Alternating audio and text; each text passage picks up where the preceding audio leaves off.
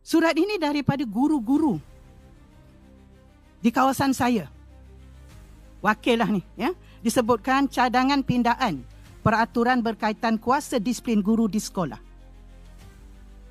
Saya ingin menarik perhatian YB terhadap satu isu penting yang semakin meresahkan warga pendidik, khususnya berkaitan kuasa guru dalam mendisiplinkan murid di sekolah. Sebagai seorang guru yang telah berkhidmat dalam bidang disiplin selama hampir 30 tahun, termasuk 8 tahun sebagai ketua warden asrama, saya telah menyaksikan sendiri perubahan sikap murid dan cabaran besar yang dihadapi oleh guru dalam menegakkan disiplin. Peraturan semasa yang menghadkan kuasa guru, termasuk larangan membawa rotan atau penggunaan hukuman berhemah, telah menjejaskan keberkesanan pembentukan sasiah murid. Saya percaya bahawa hukuman berhemah seperti rotan, jika dilaksanakan dengan penuh hikmah dan kasih sayang, masih relevan dan selari dengan prinsip pendidikan Islam. Guru disiplin yang berpengalaman dan beretika wajar diberikan kuasa yang lebih luas untuk mendidik, bukan sekadar menasihati. Ini yang berlaku, ya. Nasihat je, tak boleh rotan. Suara majoriti pendidik dan ibu bapa menyokong pendekatan yang lebih tegas dalam mendidik murid. Namun suara ini sering tenggelam dalam tekanan minoriti yang lebih lantang.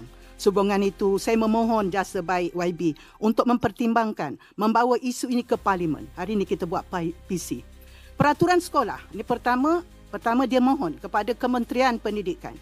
Peraturan berkaitan disiplin guru, khususnya surat perkeliling Ihtisas bilangan 7/2003 dikaji semula dan dipinda. Seperti yang kita lihat bahawa tadi dibacakan oleh Kementerian Pendidikan. Baca surat perkelilingannya sudah bertahun-tahun.